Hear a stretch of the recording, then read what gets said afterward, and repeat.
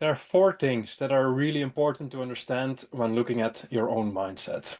The last example of previous video about how I look at my colleague can help us to understand ourselves better. What we are triggered by usually points towards a part of ourselves that we haven't fully embraced yet. If I'm triggered by my colleague because he's arrogant, for example, I might struggle myself with assertiveness, and hence I'm extra triggered by self-confident people, which I may label as arrogant. Working with the insights in this masterclass, I invite you to pay attention to your triggers and see what they can teach you about yourself, which will lead to higher self-knowledge and self-awareness, crucial in our growth journey, which leads me to the second point. Unless you're being unethical or harmful to others in any of your behaviors, there is nothing wrong with one or the other mindset.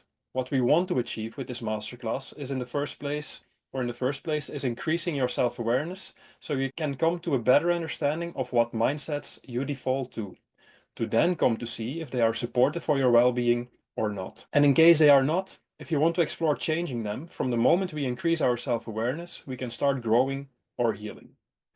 As Anthony De Mello said, whatever we are not aware of is in control of us. Whatever we are aware of, we can control. Or as Carl Jung said, until you make the unconscious conscious, it will direct your life and you will call it fate.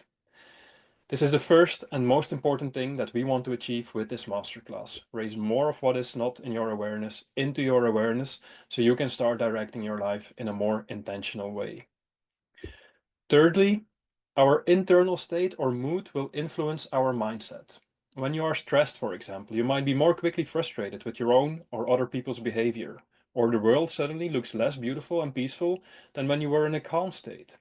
Which means in the stressful state you are defaulting to a more negative way of thinking, which is logic and normal. So when you think about mastering your mindset, it's wise to also start thinking about mastering your internal states.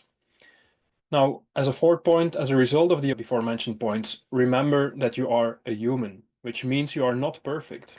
When working on yourself, remember this: when things are not going as you hoped or planned.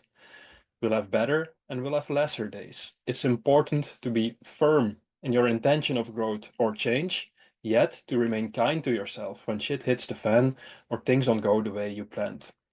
Cultivate the skill of what I call kind discipline in the coming weeks in parallel with your growth mindset.